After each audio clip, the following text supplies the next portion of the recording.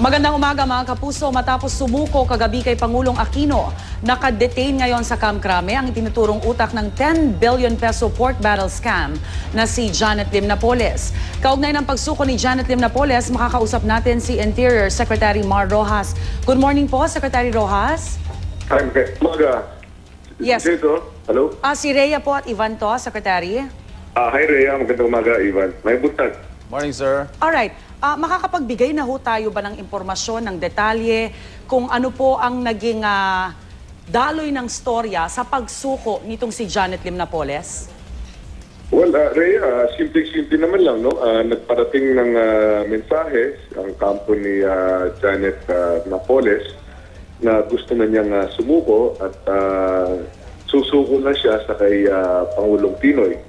So, yun na nga, ginawa na ng operational plan at sumuko na nga at dinala na sa Camp Crame kagabi. Bakit daw ho sa Pangulo, Secretary? Well, may nanganganib siya, no? May takot siya, may banta raw sa kanyang buhay, takot na takot siya at sa Pangulo siya may tiwala.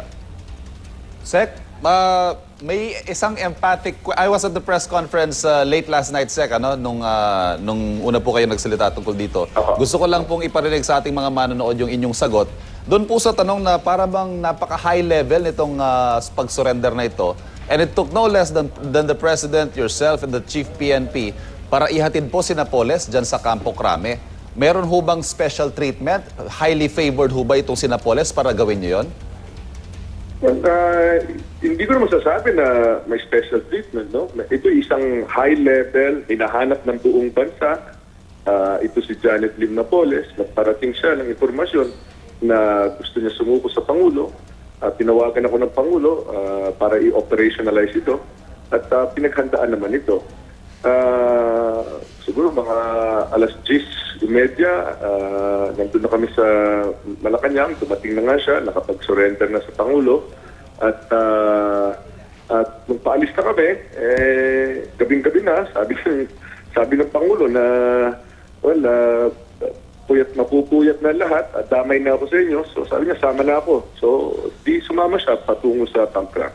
Secretary, hindi ho ba parang sampal sa ating mga authorities na kung saan natin hinahanap si Miss Janet, andito lang ho pala sa Quezon City?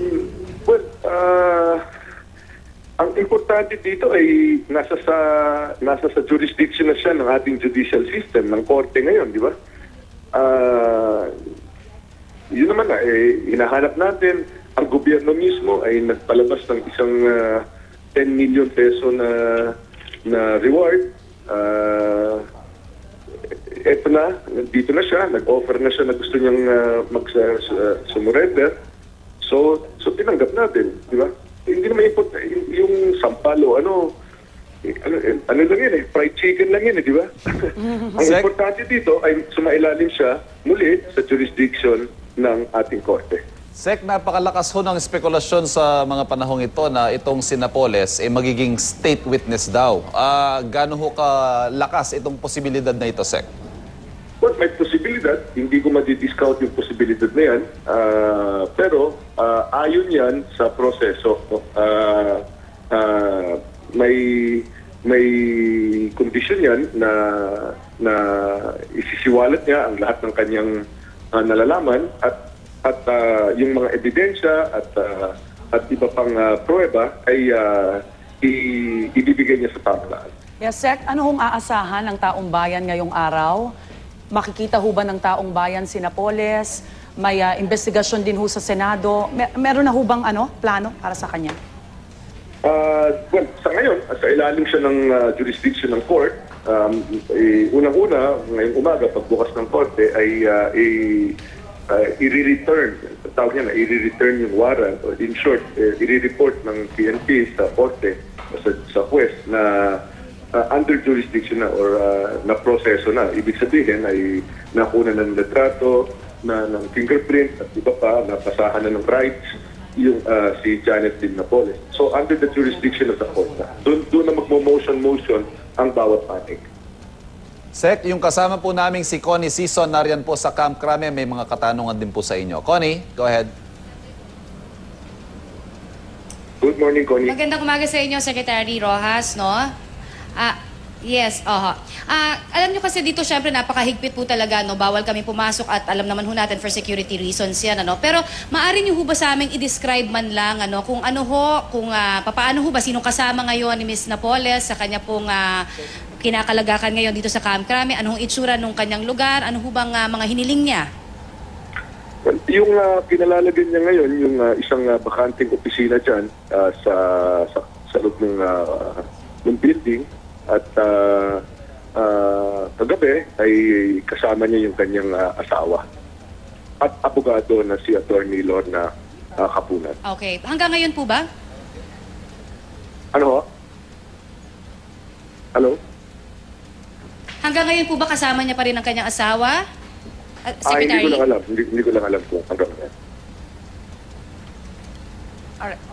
Okay, meron ho ba siyang kasi nakita ho natin na wala ho siyang handcuffs nung siya ho ay idinala niyo, ano, syempre. Ano ho ba ang naging pakiusap niya ba sa inyo 'yon? O ito ho kasi ang sinasabi ng ilan na nagkaroon nga ho daw ng special treatment. Well, yung technically surrender ito sa Pangulo, no? So in short, pumasok siya under her own will. Hindi siya na-aresto sa labas. So, nung pumasok siya, ay nirecognize ng Pangulo na eto, okay, kusa siyang sumailalim sa jurisdiction ng ating legal process. So, magmula nun, ay pagdala sa Camp Crame, ayun na yun. Tapos doon na siya pinroses, pinatingnan sa doktor, at kinunang litrato at saka fingerprints. So, sa ngayon po, mananatili siya sa kustodiya pa rin ng mga pulis, ano? At ito ho ang magiging kalagayan niya, kumbaga, for the next coming days? O ano ho ba ang plano natin? Tulad nga sabi ko kay Rhea Connie, korte na magdi-decide yan. Okay. Secretary, good morning po. Si Alright. Igan So, po sa ito. ngayon po, Maraming salamat, Igan. Thank you. Secretary, nabanggit yung banta sa buhay ni Napoles. So, naintindihan yung seguridad. So, kanino galing yung sinasabi niyang nanganganib yung kanyang buhay? Wala naman siya sinabi. Pero kung ikaw ba si Janet Napoles at alam mo kung ano yung alam mo, Oo. at lumabas na nga lahat itong mga sinasabi ng mga whistleblowers, Opo. reasonable na natanggapin na mayroong mga nagnanais na matahimik na siya. Napatahimik siya. Okay. Saan ngayon nalalagay dito ang mukha ng National Bureau of Investigation o NBI na ang daming kwento? Ano po kung nasan po si Napoles? Nandito lang po pala sa NCR. Anong magiging papel ngayon ng NBI? Well, kabahagi ang NBI sa manhunt para sa Opo. kanyang kapatid. No? So, hindi naman yung mukha o yung pride o kung sino, whatever. Ang importante dito ay sumailalim na muli sa judicial system natin. Opo. Isang pugante na si Janet Lim Napoles. Opo. At sa ngayon, patuloy naman yung manhunt o yung paghanap para Doon sa sa kanyang kapatid. Okay.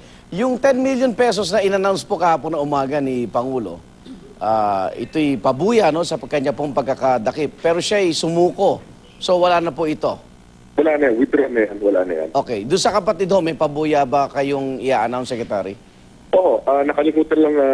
Ako magkano? Magmula kahapon, meron ng pabuya.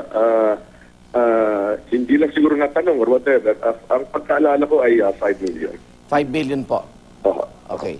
Okay, Secretary. Thank you. Maraming salamat po. Ingat Thank po. you. Good morning. Interior Secretary Marojas.